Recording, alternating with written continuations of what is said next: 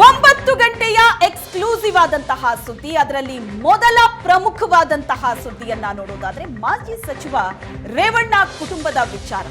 ಅವರ ಮೇಲೆ ದಾಖಲಾಗಿರುವಂತಹ ಪ್ರಕರಣಗಳೇ ಈಗ ರಾಷ್ಟ್ರ ಮಟ್ಟದಲ್ಲಿ ಸದ್ದು ಮಾಡ್ತಾ ಇದೆ. ಕಾನೂನು ಕುಣಿಕೆಯಲ್ಲಿ ಮಾಜಿ ಸಚಿವ ರೇವಣ್ಣ ಕುಟುಂಬ ಇದೆ. ಸಾಲು ಸಾಲು ಸಂಕಷ್ಟಗಳು ಎದುರಾಗಿದೆ.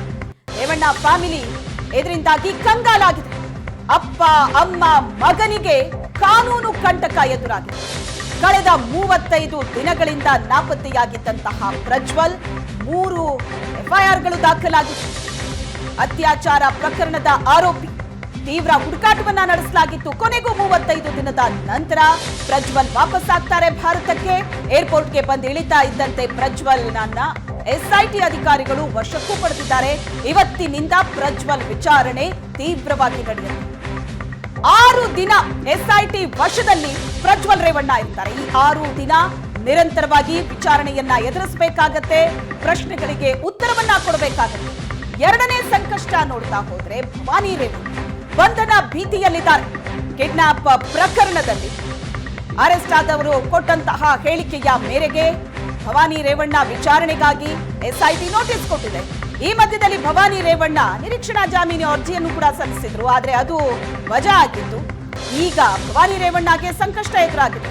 ಇನ್ನು ಸೋಮವಾರ ರೇವಣ್ಣ ಜಾಮೀನು ರದ್ದು ಅರ್ಜಿ ವಿಚಾರಣೆ ಕೂಡ ನಡೆಯುತ್ತೆ. ಇನ್ನು ಕಿಡ್ನಾಪ್ ಕೇಸ್ನಲ್ಲಿ ಭವಾನಿ ರೇವಣ್ಣಗೆ ಬಂಧನದ ಭೀತಿ ಎದುರಾಗಿದೆ. ಜಾಮೀನು ಅರ್ಜಿ ವಜಾ ಆಗಿರೋದ್ರಿಂದ ಭವಾನಿಗೆ ಬಂಧನ ಆಗುವಂತಹ ಸಾಧ್ಯತೆ ಇದೆ. ಬಂಧನದ ಭೀತಿ ಮಧ್ಯೆ ಎಸ್ಐಟಿ ಮುಂದೆ ಇವತ್ತು ಭವಾನಿ ರೇವಣ್ಣ ಹಾಜರಾಗ್ತಾರ. ಭವಾನಿ ವಿಚಾರಣೆಗೆ ಹೊಳೆ ನರಸೀಪುರಕ್ಕೆ ಎಸ್ಐಟಿ ಟೀಮ್ ಇವತ್ತು ಬರುತ್ತೆ. ಮೇ 15ರಂದು ಎಸ್ಐಟಿಗೆ ಲಿಖಿತ ಪತ್ರವನ್ನ ಭವಾನಿ ರೇವಣ್ಣ ಬರೆದಿದ್ರು. ಚನ್ನಾಂಬಿಕಾ ನಿವಾಸದಲ್ಲಿ ಇರೋದಾಗಿ ಹೇಳಿದ್ರು ಭವಾನಿ ರೇವಣ್ಣ. ಹಾಗಾದ್ರೆ ಇವತ್ತು ವಿಚಾರಣೆಯನ್ನ ಎದುರಿಸ್ತಾರೆ. ಭವಾನಿ ಪತ್ರವನ್ನೇ ಉಲ್ಲೇಖ ಮಾಡಿ ನೋಟಿಸ್ ಅನ್ನ ನೀಡಲಾಗಿದೆ ಎಸ್ಐಟಿ ಅಧಿಕಾರಿಗಳಿಂದ. ಇವತ್ತು ಹೊಳೆ ನರಸೀಪುರ ನಿವಾಸಕ್ಕೆ ಬರುವ ಬಗ್ಗೆ ನೋಟಿಸ್. ಬೆಳಗ್ಗೆ 10ರಿಂದ ಸಂಜೆ 5ರವರೆಗೂ ನೀವು ತಿಳಿಸಿದ ವಿಳಾಸಕ್ಕೆ ನಾವು ಬರ್ತೀವಿ, ನೀವಾಗ ಅಲ್ಲಿ ಇರಬೇಕು ಅಂತ ನೋಟಿಸ್ ನಲ್ಲಿ ಉಲ್ಲೇಖ ಮಾಡಿದೆ. ನೀವು ಖುದ್ದು ಹಾಜರಿರಬೇಕು ಅಂತ ನೋಟಿಸ್ ನಲ್ಲಿ ಎಸ್ಐಟಿ ಉಲ್ಲೇಖ ಮಾಡಿದ್ದು.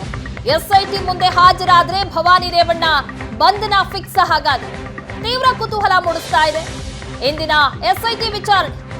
ಭವಾನಿ ರೇವಣ್ಣ ಮೇ 15ರಂದು ಹೇಳಿದ್ರು, ನಾನು ವಿಚಾರಣೆಗೆ ಹಾಜರಾಗ್ತೀನಿ, ವಿಚಾರಣೆಗೆ ಸ್ಪಂದಿಸ್ತೀನಿ ಅಂತ. ಅದೇ ರೀತಿಯಾಗಿ ಆ ಎಲ್ಲ ವಿಚಾರಗಳನ್ನ ಉಲ್ಲೇಖ ಮಾಡಿ ನೀವ್ ಹೇಳಿದಂತೆ ಹೊಳೆ ನರಸೀಪುರದ ನಿಮ್ಮ ನಿವಾಸಕ್ಕೆ ನಾವು ವಿಚಾರಣೆ ನಡೆಸೋದಕ್ಕೆ ಬರ್ತೀವಿ.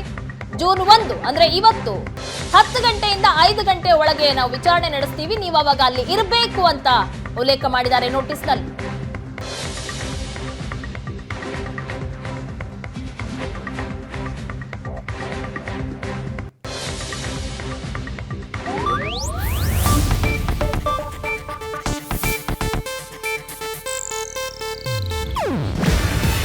ಇದು ಏಷ್ಯಾನೆಟ್ ನ್ಯೂಸ್ ನೆಟ್ವರ್ಕ್ ಪ್ರಸ್ತುತಿ. ನೀವು ನೋಡ್ತಿದ್ದೀರಾ ಏಷ್ಯಾನೆಟ್ ಸುವರ್ಣ ನ್ಯೂಸ್.